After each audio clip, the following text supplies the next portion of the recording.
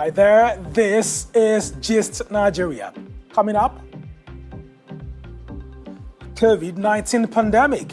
New variant surfaces as government plans booster shots for Nigerians. And birth control. I open a Nigerian men to vasectomy. Also, urban planning. African cities struggle with parking spaces as car ownership soars. And my name is Victoria Ibidini Ibrahim, and today you get to check me out. The electrical engineer promoting energy access for hard-to-reach communities.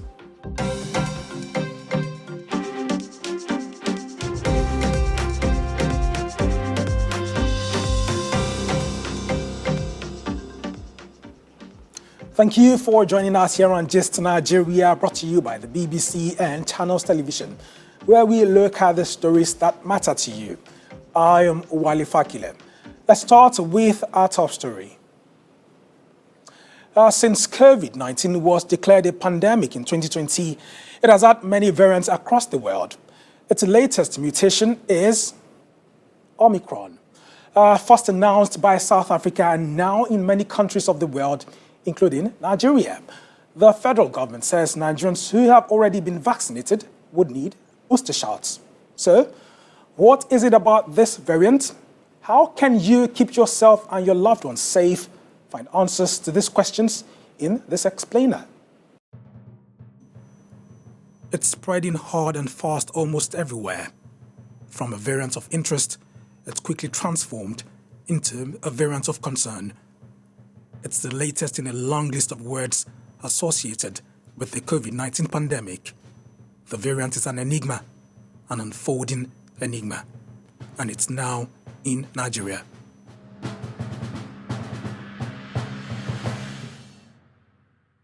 The Nigeria Center for Disease Control confirmed the existence of Omicron in the country on December 1st. So, how alarmed should we be about this variant? And what's the level of awareness on the streets?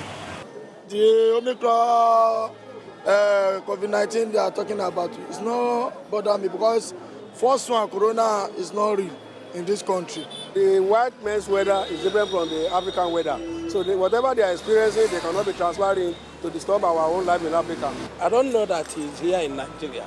While it's a cause for concern, it's not a cause for alarm. And I think it's important to repeat that message or reiterate it because there's a lot that we do not know. So the appropriate action is caution. Well, it will still take weeks or even months to have precise answers about Omicron and its general behavior as scientists race against time to figure it all out. But let's go see what we know so far. The Omicron variant was first identified by scientists in South Africa and Botswana on November 23rd. The variant has at least 50 mutations, a trend that worries global health authorities. The mutations include more than 30 on its spike protein, the exposed part of the virus that binds with human cells upon infection. People have different levels of immunity. So when the virus comes into the body, it tries also to evade that immunity. In the process, it changes, alternates some of its own protein structure and comes out with what we call, it mutates and then comes variants. These alterations far exceed the number of any previous variants, and the full implication is yet to be understood. In parts of South Africa, the current surge in number of cases is because of the Omicron, which tends to be more transmissible. As to its severity, studies are still being carried out, so nobody can tell whether it is because it's a more severe disease. And whether it evades immunity to existing vaccine, it's again under study. Scientists say Omicron's mutations could swing either way, make the symptoms worse or less severe. The signs reported so far include coughs, fatigue, body aches, and headaches, all mild. What we know, for example, up to date, is that the cases currently affected by this variant have been mostly asymptomatic. They've been mostly young, there have been no deaths. Okay? So we are still watching. Obviously, you need some time to see what happens when it affects a slightly different pocket of population, like maybe the susceptibles or the elderly. One of the major worries with the Omicron variant is the efficacy of existing vaccines against it. There are concerns that this variant might have the capacity to bypass antibodies created by previous jabs. The jury is still out on these fears as vaccine manufacturers and researchers offer different opinions.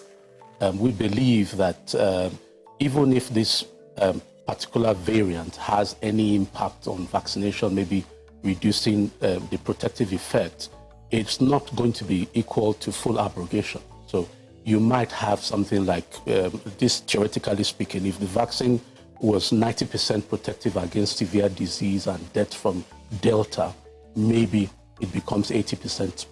For people who have no immunity at all, it's a free run for the virus. It just goes and causes and spreads. For those who have partial immunity, that's the one it tries to overcome, and then it mutates in the process of doing that. And that's what then we have. But if you are fully immunized, the chances are that your field immunity will take care of the virus. COVID-19 vaccines would not stop you from contracting the virus when exposed, but the infection will not progress to death or serious disease. Are there enough vaccines in Nigeria? And what's the attitude of Nigerians toward these jabs? So many people that have been taking it, they said it has this bad side effects. I've taken the first dose and equally the second dose, which the date was given to me, and I've fulfilled the promise. I never collect because I no believe. Say the thing go near me and it no go near me. A mass vaccination exercise aimed to reach 50% of eligible populations by end of January 2022 is underway. But vaccine skepticism is still an issue, and states have a role to play. Honorable State Commissioners must therefore continue to work strategically with federal organs to address this problem and other challenges. Sentiments like these and available statistics suggest we are not home and dry. Data from the National Primary Healthcare Development Agency shows that just 3.2% of the eligible population have received a full dose of the vaccine. To encourage more compliance, the federal government has begun a no vaccine, no work policy for federal civil servants. The NPHCDA has also announced that booster shots have been approved, although it is not clear if this is connected to the Omicron variant. In a largely unvaccinated population like ours, like many other African countries, the likelihood is that if the virus, which I see is already here, is likely to spread.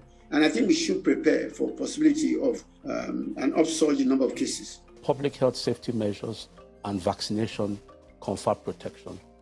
It might not be 100% perfect. There's nothing that is 100% perfect, but the protection they offer is useful and beneficial, and people should adhere to those measures and make use of every opportunity that's currently provided, especially in Nigeria, to receive their vaccines. COVID-19 has killed more than 2,900 people in Nigeria, with new confirmed cases detected daily across the country.